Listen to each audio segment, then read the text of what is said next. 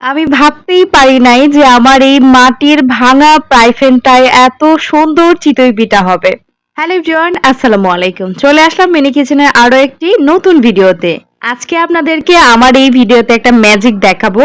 তার আগে একটা কথা বলে নেই, এই যে মাটির তৈরি ভাঙা ফ্রাই-প্যানটা দেখতে পাচ্ছেন, এটা কিন্তু আমি অনেক শখ করে বানিয়েছিলাম। এটা আমি অনেকদিন আগেই বানিয়েছি, বাট এটাতে কখনো রান্না করা হয়নি। এটা বানানোর পর পুড়ানোর পর যখন আমি বাড়ি থেকে নিয়ে আসি তখন হয়তোবা কোনোভাবে ফেটে গিয়ে ভেঙে গেছে।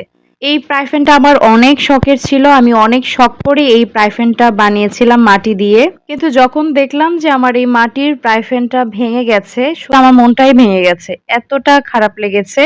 কারণ একটা মাটির জিনিস বানানোর পর এটাতে অনেক শ্রম থাকে। রোদে শুকানোর পর প্রায় ১০ দিন শুকানোর পর আমি এটাকে পুড়িয়ে তারপর নিয়ে আসছিলাম। যদিও এটা আমার আরো সচেতনভাবে নিয়ে আসার দরকার ছিল। তাই ভাবলাম শখ করে যেহেতু বানিয়েছি একবার হলেও এটাতে আমি পিঠা বানাবোই। তার জন্য আজকে আমি এই যে চিতই পিঠা বানানো শুরু করে দিলাম। আর এই যে দেখেন আমার ২ টা চিতই পিঠা কিন্তু হয়ে গেছে। যদিও এই চিতই পিঠাটা একটা শীতকালীন পিঠা, তারপরেও অনেক সময় আমরা বানাই। কারণ হচ্ছে এটা সকালে বা বিকালে যেকোনো নাস্তায় কিন্তু খেতে ভালো লাগে। আবার এই পিঠাটা দুধে ভিজানোর পরেও কিন্তু ভীষণ মজা হয় খেতে। যদিও আজকে আমি দুধে ভিজাবো না, যেহেতু আজকে এভাবে শুধু খাওয়া হবে।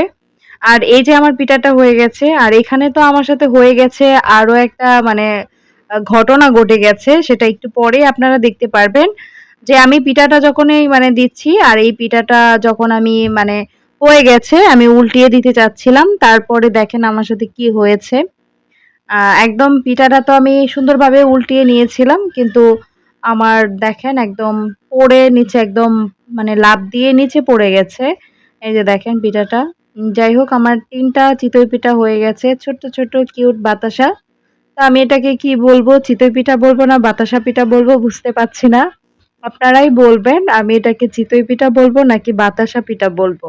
আর আমার এই মিনি কিচেনের ভিডিওগুলো অনেকেই পছন্দ করছেন, অনেকেই দেখছেন। তার জন্য অসংখ্য ধন্যবাদ জানাচ্ছি। যারা আমাকে সাপোর্ট দিয়ে যাচ্ছেন, তাদের জন্য অনেক ভালোবাসা।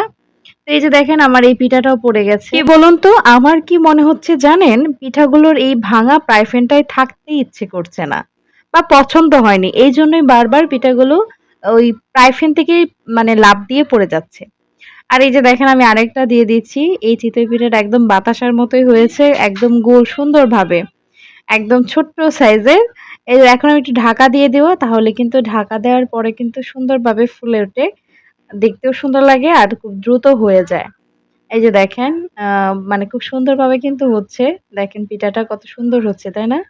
আর এই যে দেখেন আমার কতগুলি চিতই পিঠা হয়ে গেছে। সবার দাওয়াত রইলো আমার মিনি কিচেনে। প্রত্যেকেই চলে আসবেন। আজকের মতো এখানেই বিদায় নিচ্ছি। আল্লাহ হাফেজ।